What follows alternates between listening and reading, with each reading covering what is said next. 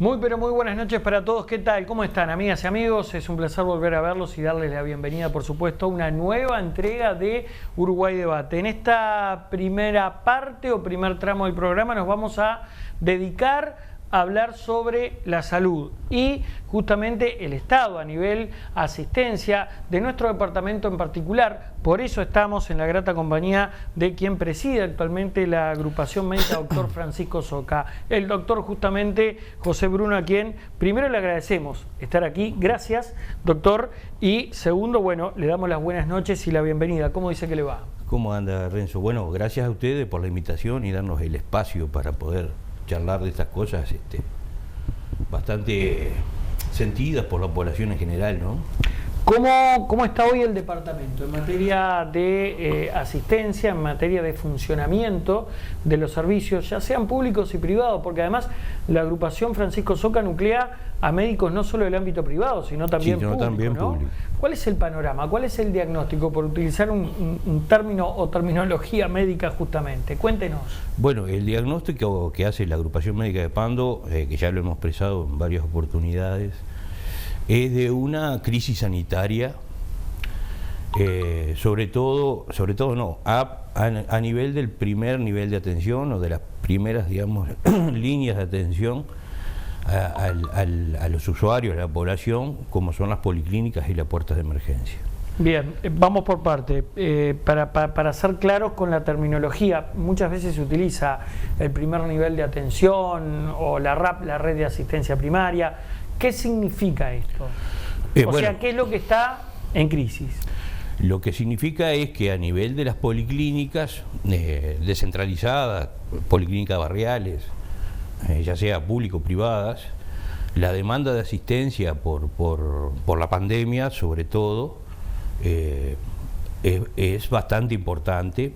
Se acrecentó, se duplicó y muchas veces hasta se triplicó la cantidad de asistencias o de solicitudes de asistencia por parte de la población en virtud de sospecha, contacto de tener COVID-19, sin tener un refuerzo acorde a esta demanda a nivel del equipo de salud. Entonces empezamos a enfrentar esto por allá por mediados de diciembre, este aumento exponencial, abrupto, con la entrada de la variante Omicron, con la misma cantidad de personal que se estaba atendiendo inclusive desde antes de la pandemia. Haciendo un poco de historia de lo que ha sido la pandemia, recordás que en el año 2020 el impacto y el temor de la población y la inseguridad y no saber con qué nos estábamos enfrentando determinó una baja importante en la asistencia a nivel de estos lugares, ¿no? Y más bien la gente intentaba conectarse telefónicamente. A partir del 2021 esto empezó a acrecentar con la segunda ola Delta, que nos significó al borde de una crisis a nivel de las asistencias más especializadas o de tercer nivel, esto es CTI, internación moderada, donde estábamos llegando al tope de camas ocupadas por estos motivos. Además, en alto nivel de fallecimiento, ¿no? Y de gravedad de la población.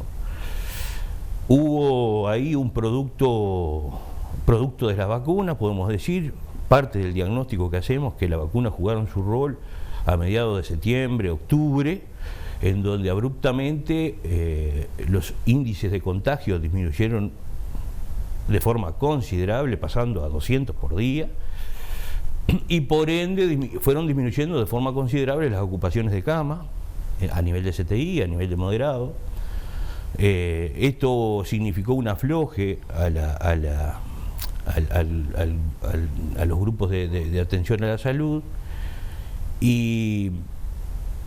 pero bueno, esto llevó a que se tomaran por parte de los, digamos, del Poder Ejecutivo algunas determinaciones que fueron la disminución o inclusive el cese de las restricciones que se habían implantado desde el comienzo de la pandemia y que fueron progresivamente avanzando. Y esto, bueno, trajo como consecuencia nuevamente a la población intentando volver a la normalidad, a la vieja normalidad. Aquí que se empieza a anunciar por ese tiempo la aparición de una nueva cepa, una nueva variante del coronavirus, que era la Omicron, a nivel de los países vecinos, sobre todo en Brasil, anunciando la gran contagiosidad que esta cepa tenía, pero minimizando un poco los síntomas que esta variante ocasionaba, e inclusive se relataba mucho de que no ocasionaba cuadros graves. Por ahí, en un principio, vimos que esto era así, tal vez también por efectos del plan de vacunación, pero desde mediados de diciembre, podemos decir, se empezaron a duplicar los casos, de 200 pasamos a 400, de 400 a 800, y tomó al sistema de salud, lo tomó como descansado, como no alerta a esta nueva situación. ¿Qué tendría que haber pasado para enfrentarla de una manera proactiva o más eficaz? Primero, lo que debería de haber pasado es que se debería haber tomado con mucho más responsabilidad la decisión de levantar las restricciones. Porque si pensamos que estamos ante una cepa que es de gran contagiosidad, indudablemente al levantar las restricciones y empezar, digamos, de cara a lo que es la temporada alta de turismo y con todas las propuestas de espectáculos que estaban digamos, ahí en las gateras para empezar, sabíamos que, bueno, ante aglomeraciones esto iba a ser una expansión incontrolable, como lo es actualmente. Después, aparte del hecho de que la población, escuchando las recomendaciones de los órganos rectores de la salud pública,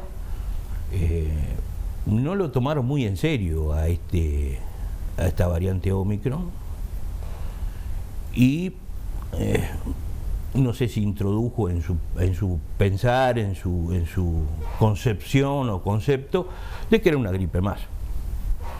En realidad los números últimamente están dando algunas cuestiones preocupantes. ¿Como por ejemplo cuáles? Como por ejemplo, para tomar una fecha, más o menos, que por ahí unos días antes ¿sí? se había identificado la cepa Omicron, desde el 20 de diciembre a la fecha hubieron 220 fallecimientos por COVID. Desde el 20 de diciembre a la fecha pasamos de 20 camas ocupadas de CTI a 128 y sigue creciendo. Además, ¿eso qué significa? ¿Cómo se lee? ¿Que la Omicron no es tan leve como resulta ser? ¿O que aún tenemos Delta, bueno, y algunos de estos fallecimientos y algunas de estas ocupaciones de camas de CTI son Delta? Ambas cosas. Si sabemos que la Delta está circulando, porque está circulando, más a nuestro favor de que no se le debería de haber levantado las restricciones. Y la Omicron, si bien en términos generales es más leve que la Delta, es según en quien pegue. ¿A qué se refiere con eso, doctor? Y por ejemplo, como toda infección viral, hay personas que por sus antecedentes patológicos de enfermedades crónicas determinadas, cardiovasculares, diabetes, obesidad, problemas respiratorios, EPOC, asma, pueden complicarse, agravarse y hasta morirse por una cepa Omicron. A mí me consta que esta agrupación médica quiere y tiende constantemente generar puentes con la ciudadanía, ¿no? Sí, claro. Sí. Y yo le pregunto ahora y le pido que le hable a la gente, porque por allí muchos pueden estar observando, escuchando esta nota y reflexionando, bueno, está bien lo que dice el médico, pero yo vivo del turismo. Sí, y claramente aquí el gobierno puso encima de la balanza lo que se considera una variable benevolente y la posibilidad de mantener el turismo abierto y generar fondos. Y bueno, y fue esa la decisión que tomó. Y por allí alguien está mirando y dice, bueno, pero el doctor es fácil porque tiene sueldo. Es fácil decir esto porque él tiene su salario a fin de mes. Yo vivo de, no sé, vender torta frita en la Rambla de Salinas. ¿Qué respuesta hay para esa persona? ¿Y cuál es el mensaje a la ciudadanía, doctor? No nos corresponde a nosotros dar respuestas en esos aspectos. En este caso sería el gobierno que debería dar respuesta. Como debería de haber dado respuesta cuando empezó con las medidas de restricciones, que llevó a que un montón de sectores de la producción nacional, de la actividad comercial, de la actividad cultural, fueron perjudicados por aquellas, desde el punto de vista económico, ¿no? Por aquellas restricciones, y en el cual hubieron dentro de estos sectores amplia cantidad de gente que la pasó mal, sin respuesta real del gobierno ante estas situaciones. Eso por un lado. Lo que a nosotros nos corresponde es llamar la atención de lo que significa el impacto en la salud pública de priorizar algunos aspectos que son importantes en el mundo que vivimos, en la sociedad que vivimos, pero que ponen en riesgo justamente la salud de la población.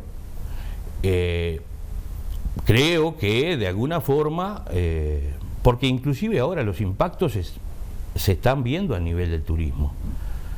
Ya la gente, lo que fue un volcán de gente saliendo y saliendo a las ofertas uruguayas sobre todo, ahora empezó a mermar.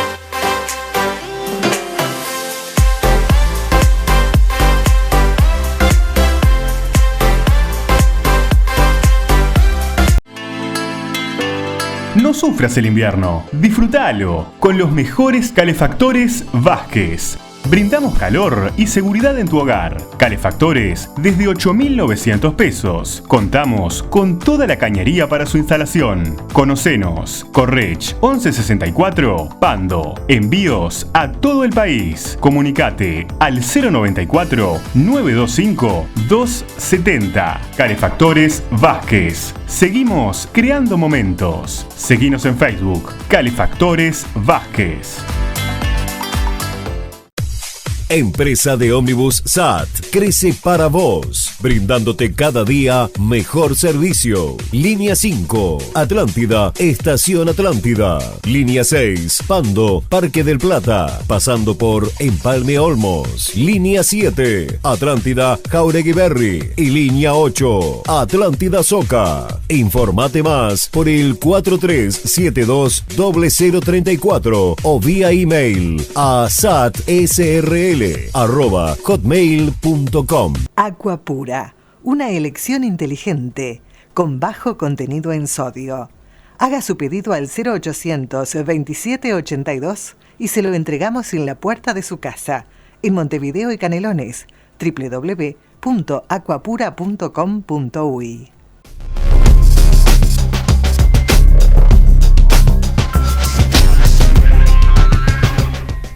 Seguimos entonces con más Uruguay Debate, doctor, y usted mencionaba que la gente llama y a veces no tiene una respuesta adecuada. Sí. Primero, la consulta telefónica nunca se dejó de lado, disminuyó, pero nunca se dejó de lado. Ahora se está pidiendo incrementar nuevamente con el mismo rigor, digamos, o cantidad que antes. O más. Bien. Ahora, ustedes también, como agrupación médica, digo, le están recomendando a la gente que llame, que no vaya. ¿Por qué? Sí. Porque queremos descomprimir los lugares que están en crisis, ¿no? Crisis asistencial. Porque si nosotros pensamos que para atender a alguien estamos 6 horas, O sea que el usuario tiene que esperar 6 horas para que lo atendamos. Hoy es el Muchas veces tiempo de sí. espera? Muchas veces sí. ¿6 horas? Sí, muchas veces sí. Sí, muchas veces sí. Pero mapa de Canelones, ¿cuáles son las zonas más críticas? ¿En dónde pasa esto? Y las zonas más críticas son a nivel de Pando, por ejemplo, ¿no? Fundamentalmente a nivel de los centros más poblados, ¿no? Tal vez a nivel de las policlínicas se tenga una mejor, porque capaz que el contacto con el usuario de la zona es mucho más estrecho, mucho más conocido, y se puede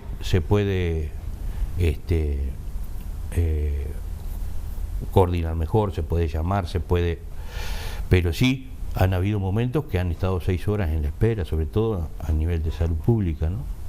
Bruno, ¿qué le están pidiendo a la gente además de esto, de que consulte telefónicamente? ¿Qué más se le pide? Nosotros sacamos un comunicado hace unos días que va en el doble sentido, porque creo que el problema está en los dos sentidos, ¿no? En la necesidad de mayor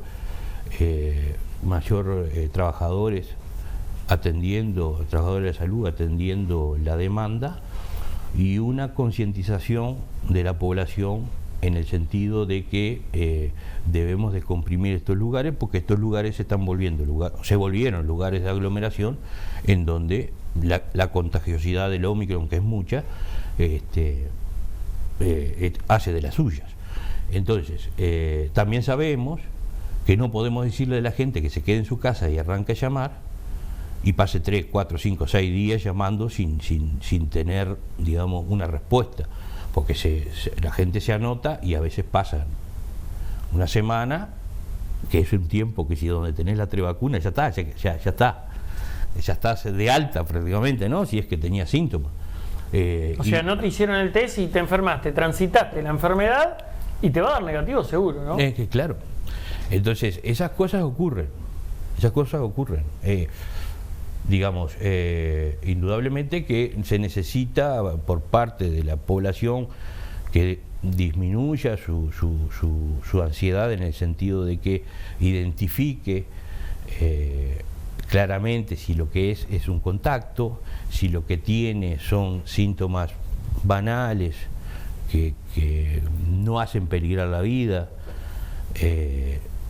se queden en sus domicilios, hagan el aislamiento como cuando hacíamos con la cepa Delta, y digamos disponga de todas las medidas en el interior de su domicilio, disponga de todas las medidas para aislarse de la familia, y intente la comunicación telefónica. ¿Qué le piden a las autoridades sanitarias? Bueno, además de mejorar la teleconsulta, ¿qué más? Bueno, porque usted me dice hay que contratar más gente, pero ¿hay margen como para contratar más gente? Y bueno... margen me refiero a recursos disponibles, ¿no?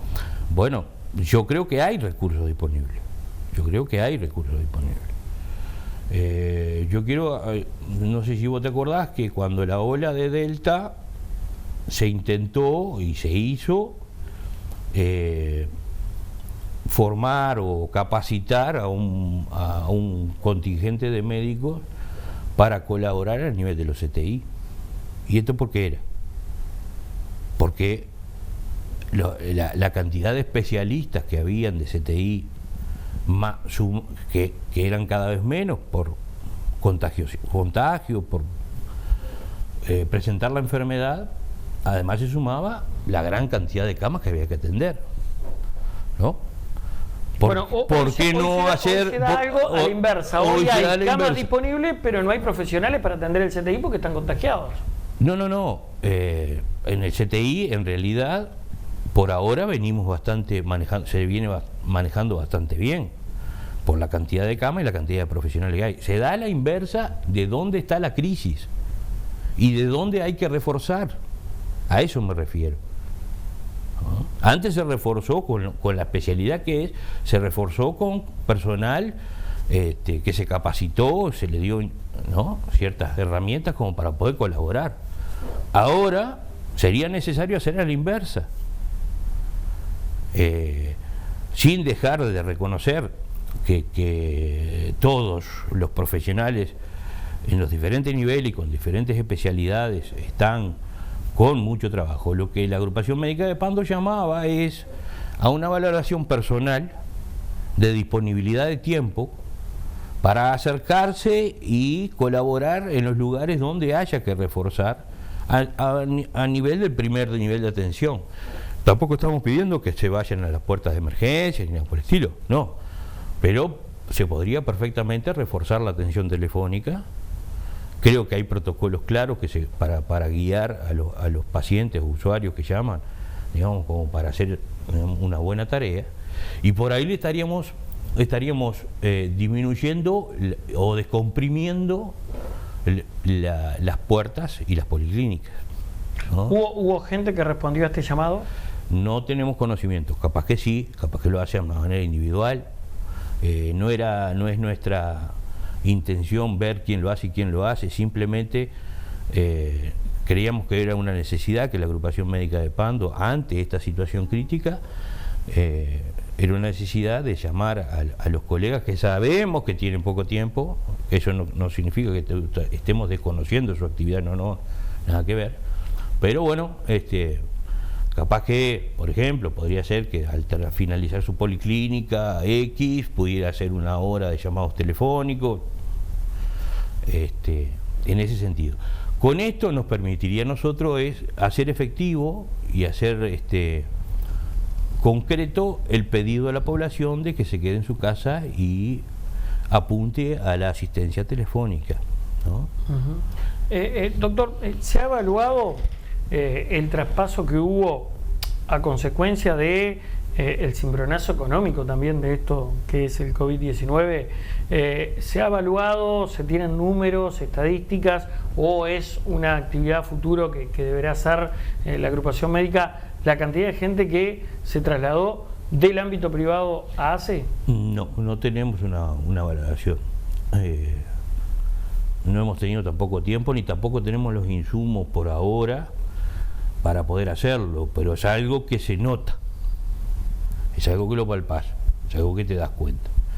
¿Cuánto? No lo sabemos, pero indudablemente es algo que nosotros, la percepción que tenemos es que ha sido bastante gente. Le pido en estos minutos finales por lo menos un panorama o una mirada sobre la situación de la Casa de Galicia.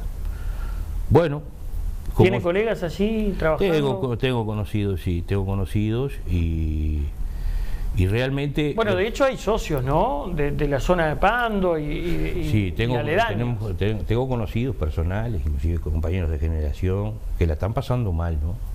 Tengo conocidos de funcionarios de enfermería, auxiliares de servicio, administrativos, que la están pasando mal, ¿no?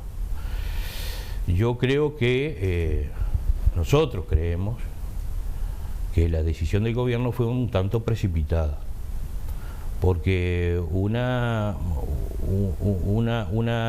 institución que presta asistencia de salud no debe ser tratada como una empresa cualquiera que da quiebra y cierra, sino que hay detrás de todo ese universo hay afiliados, pacientes, trabajadores, inversión en tecnología, que no se puede cerrar las puertas y nosotros creemos que debería de haberse buscado alternativas, y creo que se debería de haber asistido, más allá de las consideraciones empresariales, económicas, financieras, etcétera, etcétera, y toda la historia que trae Casa de Galicia, por la posición estratégica que Casa de Galicia ocupa en toda la estructura de la salud. Debería de haberse asistido y no debería de haberse cerrado así abruptamente, y buscar instancias o buscar caminos que pudieran llegar a la financiación o autofinanciación de ese prestador de salud. que no es el único que tiene problemas económicos financieros, no es el único. Hay otros que los tienen más grandes, pero de alguna forma su prestigio como institución, su gran caudal de afiliados y su gran caudal de trabajadores hace que se le preste un poquito más de atención. Entonces, por ahora no nos enteramos de nada, pero es así. Entonces, no podemos, como dije al inicio, no podemos mirar a una institución que presta atención de salud a la población como si fuera una empresa cualquiera, porque no lo es. Doctor, muchas gracias por haber estado esta noche aquí. A las órdenes, y que, bueno, muchas gracias por la invitación. Anda, ya continuamos con más Uruguay Debate.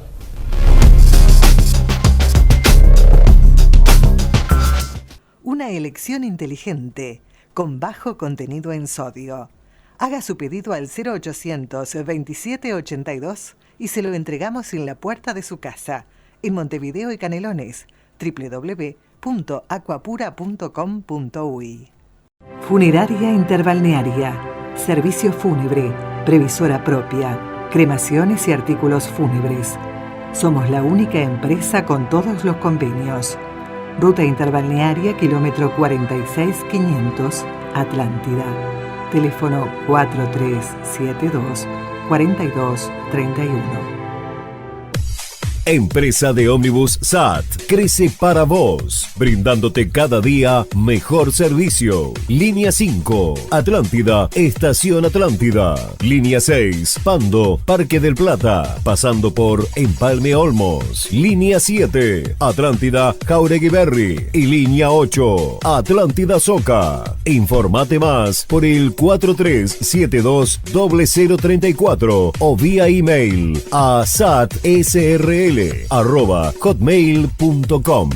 Seguimos creciendo juntos. Te presentamos una nueva forma de comunicarnos. Llámanos más rápido. Descarga ya la aplicación de Taxis El Tiburón. Válido para todos los celulares, desde App Store y Play Store. Taxis El Tiburón. Más legal, más cómodo, más seguro. Único con asistencia al viajero.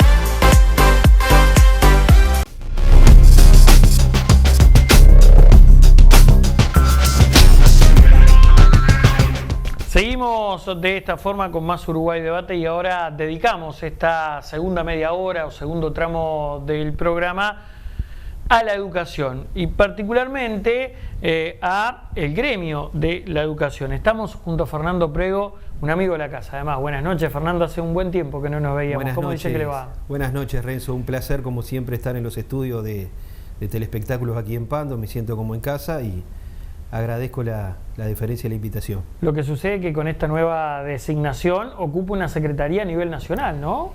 A partir de diciembre del año 2020 asumimos un rol muy importante dentro de la Federación de Magisterio, Trabajo de Educación Primaria, que es justamente presidir una de las 33 filiales, que es AFUPREN, que nuclea prácticamente 5.000 funcionarios no docentes, en un total de casi 8.000, y que juega un rol importantísimo en el quehacer educativo de primaria.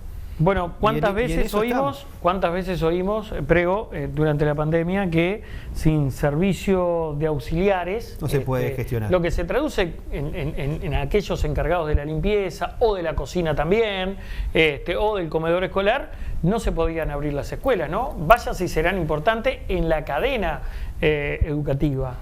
Sí, yo siempre remarco que la visibilización del tercer actor dentro del quehacer educativo es justamente el funcionario no docente, es el funcionario que cocina, es el funcionario que limpia.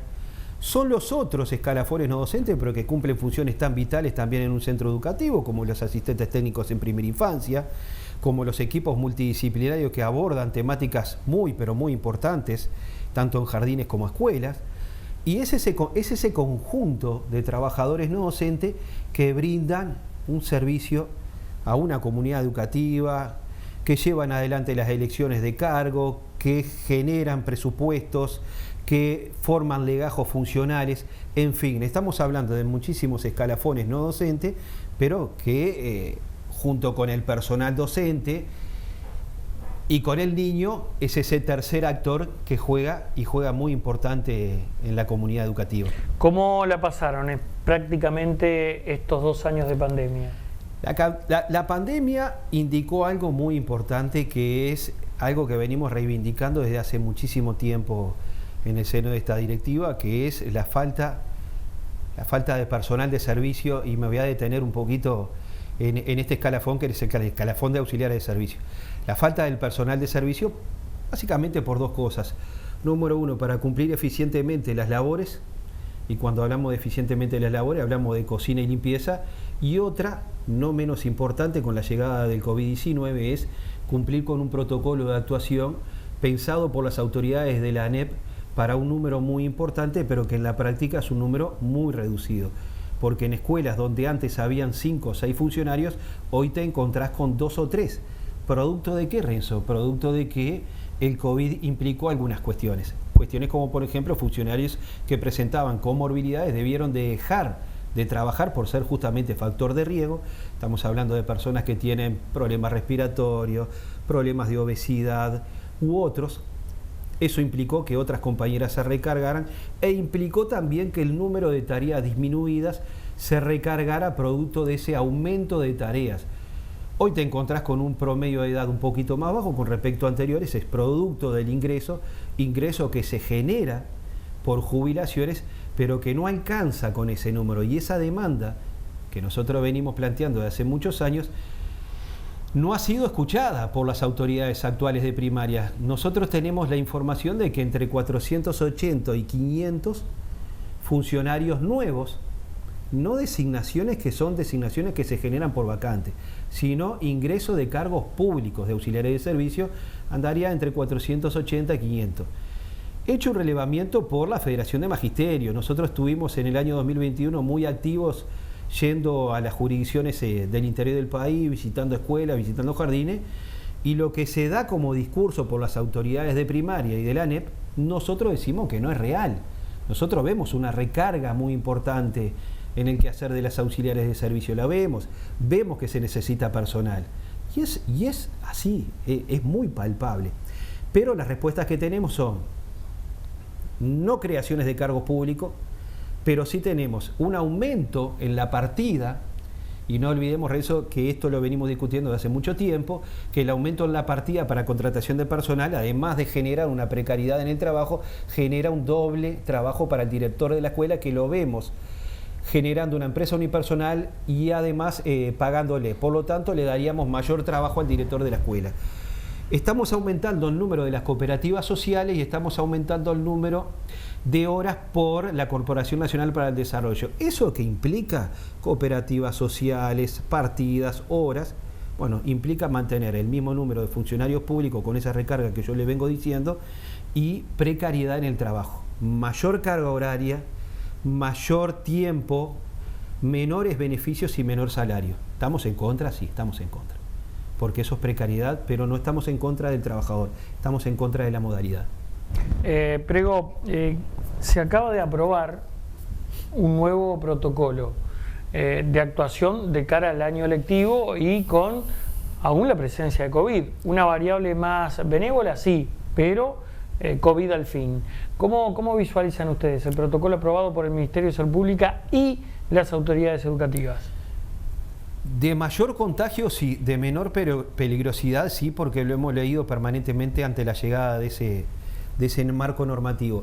A mí lo que más me preocupa es lo que acabo de decir hace un par de segundos, es que ese protocolo es conjunto al que ya existía, deja sin efecto el anterior, suma tareas al poco personal de servicio que hay, nos genera muchas interrogantes. Se emplea básicamente en los centros escolares, porque no olvidemos que no es un detalle menor.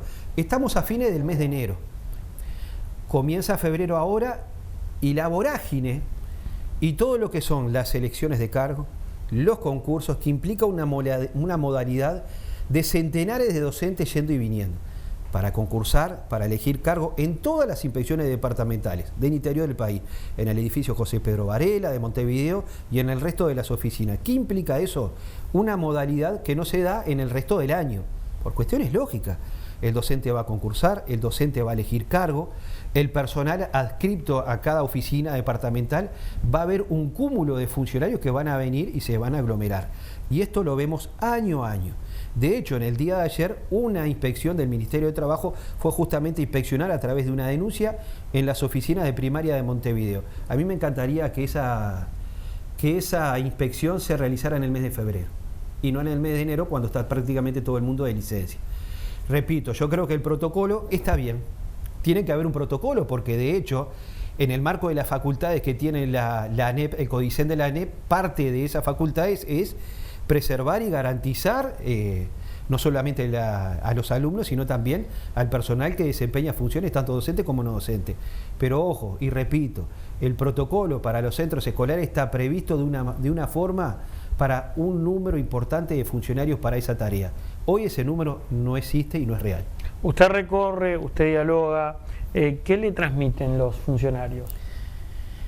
La síntesis que hacemos nosotros de la última recorrida, en total de 23 jurisdicciones, porque no olvidemos que Montevideo está dividido en 3 y el Canelones también, hicimos alrededor de 16 o 17. La mayor demanda que tenemos, no solamente en las inspecciones departamentales, sino también en los centros escolares, es la falta de personal, el no otorgamiento a pesar de los pedidos de las extensiones horarias, y nosotros tenemos, como tantas decenas de expedientes en la Secretaría General de Primaria, un pedido que es, bueno, nosotros tenemos tanto número de funcionarios no docentes de todos los escalafones. Estamos hablando de profesionales universitarios hasta auxiliares de servicio. Estamos hablando de psicólogos y asistentes sociales hasta personal peón, personal oficial o capataz.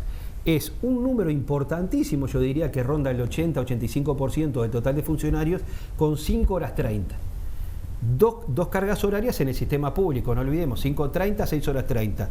La gran mayoría es de 5 horas 30. Nosotros hicimos un pedido en julio del 2021 y no hemos tenido respuesta, como tantas otras, que este sindicato, AFUPRIN, ha sido bastante benévolo, ha sido bastante pasivo. Va a llegar un momento que la tolerancia se va a terminar y vamos a terminar generando un preconflicto y yendo a la DINATRA para denunciar todos estos tipos de no tener respuesta.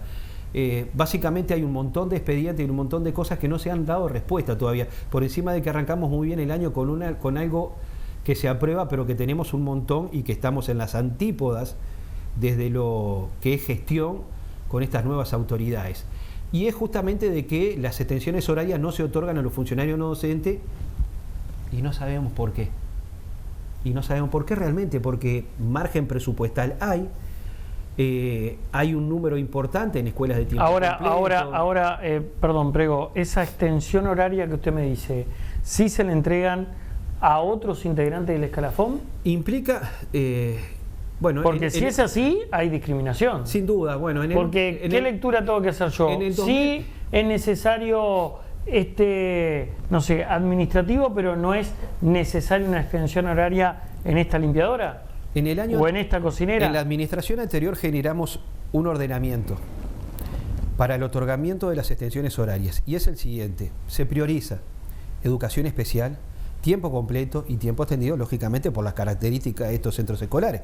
En educación especial no hace falta ni fundamentar por qué cada uno de los funcionarios, en lugar de tener 5 horas 30, debe tener 6 horas 30.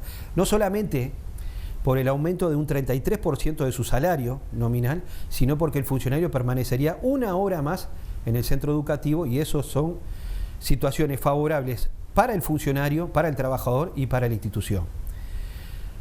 Tiempo extendido y tiempo completo, tiempo extendido ya lo tienen por resolución, pero también no podemos dejar de lado los funcionarios administrativos que están al frente de las inspecciones departamentales en algunas tareas tan importantes como es la confección de un presupuesto mensual. Pero yo en este programa voy a tirar un dato. Hay una jefa de departamento en la inspección de Tacuarembó por carrera, es decir, que ya concursó 5 veces para ser jefa de departamento, de 5 horas 30. que no tiene la extensión horaria, que tiene una carrera intachable, que fue la primera en el último concurso y tiene 5 horas 30. Esa funcionaria, alguno preguntará, ¿pidió la extensión horaria? Hace años que la pidió y no se le ha dado la extensión horaria a un jefe de departamento que lleva adelante más de 130 escuelas de una inspección como Tacuarembó. Es una verdadera locura. Pero bueno, sí, en el año pasado se otorgaron muy poquitas extensiones horarias, fundamentalmente en la División Hacienda de Montevideo y en algunas escuelas de tiempo extendido. Me quiero referir, antes de ir a la pausa, de manera breve, a las matrículas. ¿Hay superpoblación?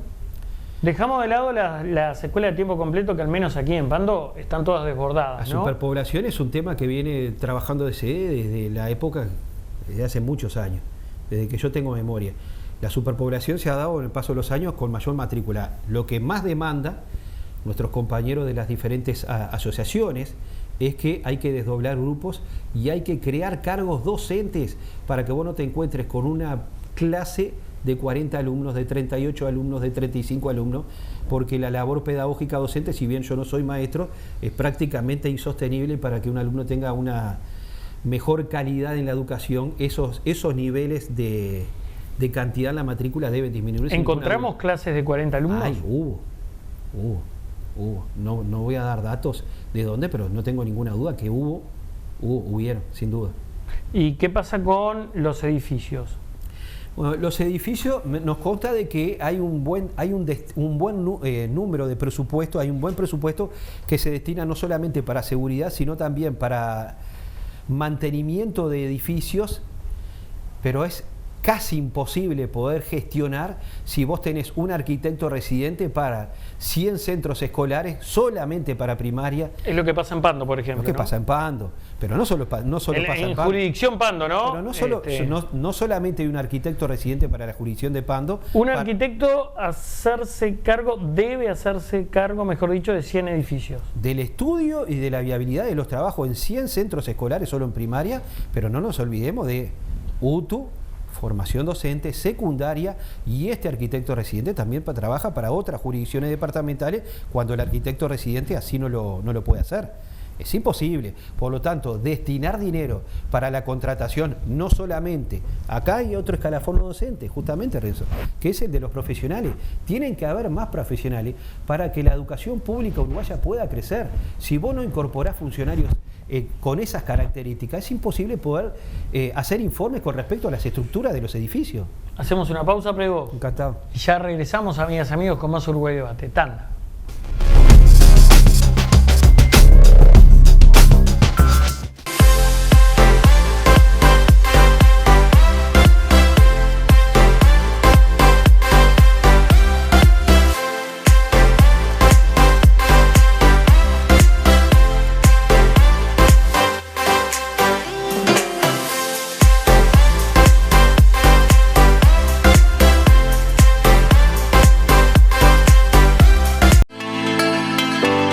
No sufras el invierno, disfrútalo con los mejores calefactores Vázquez. Brindamos calor y seguridad en tu hogar. Calefactores desde 8.900 pesos. Contamos con toda la cañería para su instalación. Conocenos. Correch 1164 Pando. Envíos a todo el país. Comunicate al 094 925 270. Calefactores Vázquez. Seguimos creando momentos. Seguinos en Facebook. Calefactores Vázquez. Funeraria Interbalnearia, servicio fúnebre, previsora propia, cremaciones y artículos fúnebres. Somos la única empresa con todos los convenios. Ruta Interbalnearia, kilómetro 46500, Atlántida. Teléfono 4372-4231. Empresa de ómnibus SAT crece para vos, brindándote cada día mejor servicio. Línea 5, Atlántida, Estación Atlántida. Línea 6, Pando, Parque del Plata, pasando por Empalme Olmos. Línea 7, Atlántida, Jauregui Berry. Y línea 8, Atlántida Soca. Informate más por el 4372-0034 o vía email a satsrl@hotmail.com. Seguimos creciendo juntos. Te presentamos una nueva forma de comunicarnos. Llámanos más rápido. Descarga ya la aplicación de Taxis El Tiburón. Válido para todos los celulares, desde App Store y Play Store. Taxis El Tiburón. Más legal, más cómodo, más seguro. Único con asistencia al viajero.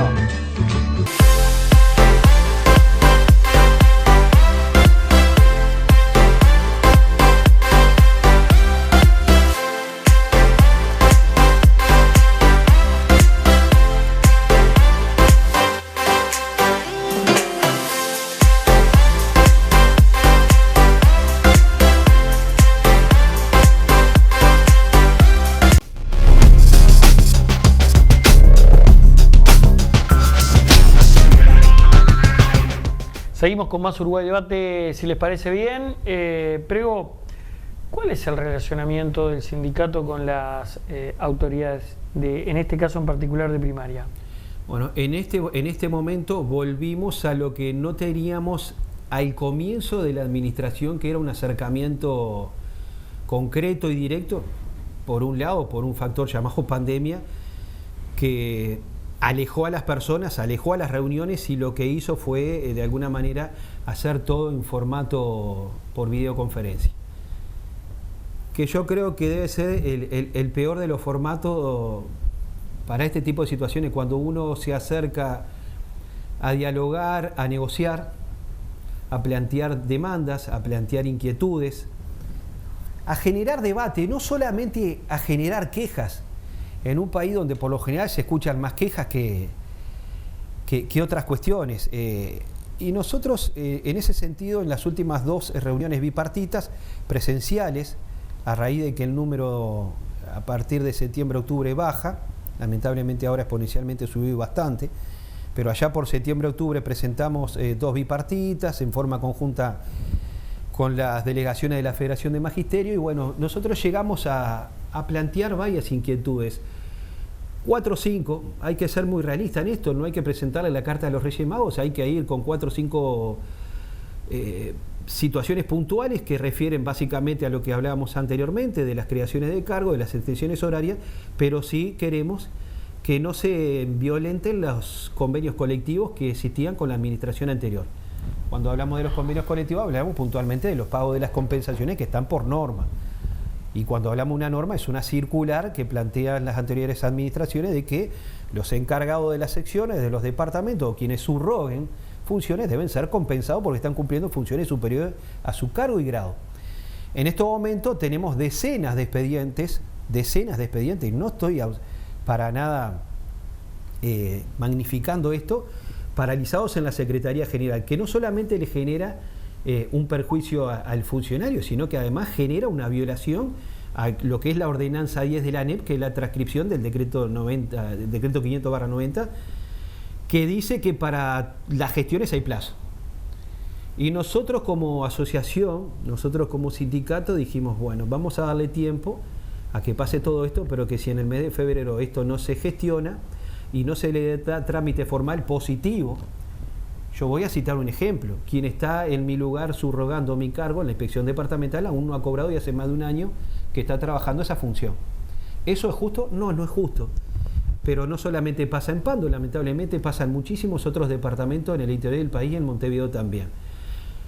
Uno habla a veces y genera ejemplos y presenta ejemplos de la realidad. Cuando un maestro pasa a una dirección o cuando un director pasa a una inspección a cumplir funciones de inspector de zona, automáticamente se genera un pago. Con el funcionario no docente, lamentablemente, con esta administración no ha sido así. Y nosotros, repito lo que dije en el primer bloque, tenemos una cierta tolerancia, pero no vamos a permitir que esto siga sucediendo, porque las subrogaciones deben de pagarse, y cuando uno está al frente de una sección o sector, se debe compensar, porque para eso existen convenios. Prego, ¿hay una propuesta vinculada con el boleto? Sí, podemos decir que en este año comenzamos con buen pie, o comenzamos con el pie derecho con respecto a algo que venimos histórico.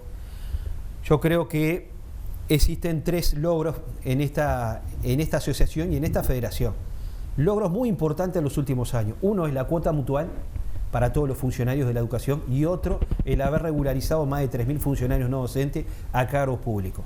Hoy para mí existe un tercero muy, pero muy importante, que es llegar al universo de trabajadores no docentes en el interior del país con abonos de transporte mensuales gratuitos, al igual que los docentes, que lo tienen desde hace décadas, y ahora al igual que los auxiliares de servicio que, cumpliendo con la normativa vigente, de los 5 kilómetros entre el domicilio y el centro escolar, desde el año 2010 lo tienen. Esto es, en definitiva, la concreción de una ley, que es la ley 1872, en su artículo 280, y que prevé eso. Lo interesante de todo esto es que el 19 de enero de este año, la Dirección General de Educación Inicial y Primaria toma con fondos públicos y se hace cargo de incluir, estudio mediante y un relevamiento que hace la División Gestión Humana, a prácticamente 100 funcionarios no docentes, un número ínfimo, un número muy pequeño, y les incorpora el abono mensual gratuito. Esto es un logro que viene, repito, histórico de hace muchos años. Yo recuerdo pasajes por las comisiones del Senado, comisiones de diputados, comisiones de presupuesto integradas con Hacienda. Hemos ido en muchísimas oportunidades. De hecho, las autoridades de la Comisión de Presupuesto integrada con Hacienda, el 29 de septiembre del año anterior, reciben a las autoridades de primaria y con beneplácito, cuando el director de presupuesto dice de que esto no sería una erogación importante y sí sería un cambio en la normativa. Bueno, sé que los parlamentarios preguntaron y repreguntaron esto. Por un lado, desde lo que es oral, desde el lado de lo que es escrito, en el mes de junio también se solicitaron pedidos de informe por parte de la Cámara de Diputados. Sé que la oposición en ese sentido jugó muy fuerte. Desde lo que fue la comisión del Senado, la senadora Amanda de la Ventura jugó muy fuerte en ese sentido, preguntó y repreguntó, y si había disponibilidad y si había voluntad. Eso existió. Desde la comisión de diputados, el diputado Enzo Malán también hizo un pedido por escrito que llegó, y todo indicaba de que había voluntad política y voluntad administrativa para concretar esto, que tiene, repito, histórico trabajo en administraciones anteriores y en parlamentarios anteriores, y que bueno, y que hoy tenemos que aplaudirlo y arrancamos con mucha felicidad este año con respecto a este logro. Prego, ¿qué pasa con la LUC? ¿Por qué se sostiene ese relato de que se pretende privatizar la educación pública? Bueno, primero que nada, con el tema LUC y fundamentalmente con lo que nos atañe, que es la educación, vamos a partir de la base de que la LUC, con la llegada, nos sacó algo muy importante. Y cuando a vos te quitan un derecho consagrado a través de un marco que es una reglamentación de la Ley General de Educación 18437, que prevé que para los casos de los consejos desconcentrados un delegado electo por los docentes, y que es un delegado para los trabajadores, todos, por encima que sea votado únicamente por el personal docente, si la LUC te lo quita, te está quitando un derecho consagrado por una ley. Y desde mi punto de vista te violenta un derecho. ¿Por qué es importante que exista un delegado? Porque el delegado ha sido y sería, lamentablemente tengo que hablar en pasado, un nexo fundamental para todas nuestras inquietudes. Generaba propuestas, nos escuchaba. Cuando en las sesiones no se nos podía recibir, se nos recibía por parte del delegado, tanto en primaria como en el Codicen. Tanto el consejero Cayani y Gabriela Verde en su momento, como el consejero Juan Pérez en el Codicen. Siempre fuimos escuchados. La LUC derribó eso. Y desde mi punto de vista, y desde el punto de vista de muchísimos actores en ese sentido, derriba un delegado. Y eso es quitar derechos. ¿Qué es lo que generó esta LUC? ¿Y qué es lo que genera? ¿Y por qué para eso se está trabajando mucho con respecto a los 135 artículos y lo que nos atañe a nosotros de la educación? Bueno, nosotros queremos volver al delegado. Queremos, lamentablemente, que se vuelvan los consejos. La Dirección General de Educación Inicial y Primaria hoy tiene, desde el punto de vista del organigrama, una dependencia total, yo diría cuasi total, con el Codicen. Lo que tiempo atrás se resolvía en 2 meses, hoy se resuelve en 4 o más. Bueno, la paralización de prácticamente 100 expedientes en la Secretaría General no es normal. Eso no es normal. Eso antes no pasaba. Y si a vos te están quitando por un lado un derecho y por otro lado una lentitud en la prosecución de los trámites, mentira de que la llegada de la LUC y la quita de diferentes actores en los senos de los consejos concentrados generó eficiencia. No generó eficiencia. Ahora, ¿por qué aquello de que se pretende privatizar la educación pública? Bueno, porque se generó una empresa privada. A ver, cuando lo público, y también está la vieja discusión, y acá entramos en un terreno que es político netamente y de derecha o izquierda, de que el sindicato cogobernando, el sindicato no cogobernando, perdón, el sindicato metido en las decisiones políticas o no. Acá el sindicato no está metido en las decisiones políticas. Acá el sindicato, todos los trabajadores docentes son los que votaban un consejero que era electo. Y cuando se habla de la privatización o se habla de generar algo privado, bueno, sí, sin duda, se apunta mucho más a lo privado que a lo público, no hay ninguna duda. ¿Fue el sindicato el que votó hoy al principal jerarca de la educación en nuestro país? Robert Silva.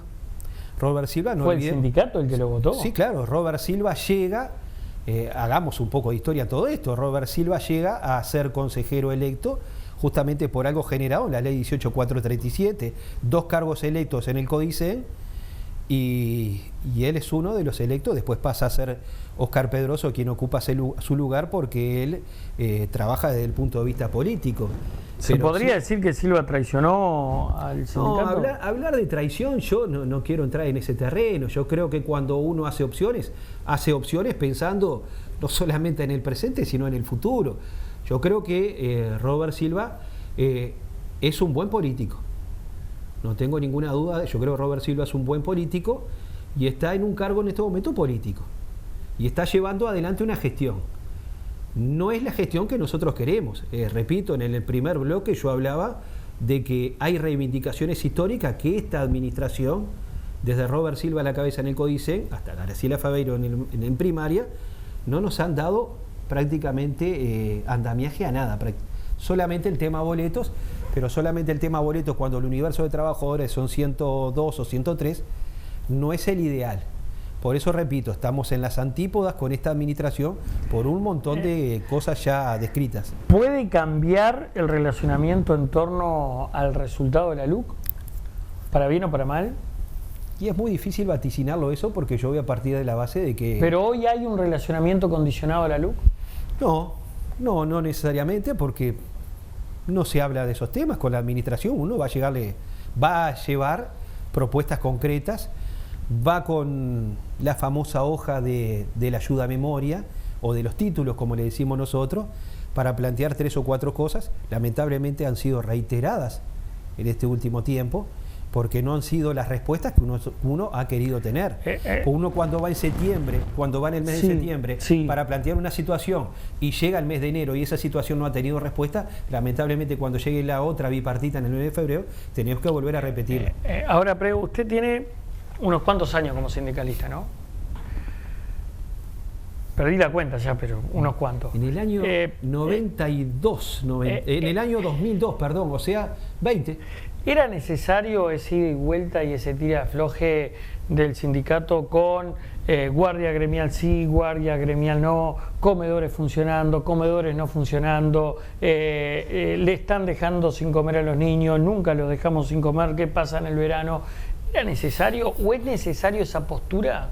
Una pena que a nivel de lo que ha sido la sociedad... ¿Se entiende la pregunta? Sí, por supuesto, ¿no? que se entiende. A mí me dolió enormemente, porque cuando se profundizó a nivel de las redes sociales todo lo plasmado en la prensa, tanto radial, televisiva y escrita, con respecto a las guardias sindicales, nosotros somos unos convencidos de que cuando uno para porque tiene una plataforma reivindicativa importante. Y si el objetivo de las autoridades de primaria era llevar a escena el no se le da de comer al niño en esa paralización, bueno, yo voy a informar hoy en este medio de comunicación que todos los paros fueron informados con anticipación, con muchísima anterioridad. Que todos los paros fueron informados no solamente en la Dirección General de Educación Inicial y Primaria, sino en todos los medios radiales y de prensa. Que hubo posibilidad de que con el programa de alimentación escolar, con el PAE, generar instancias para que en ese día ¿Ningún niño se quedará sin comer? Por supuesto que sí.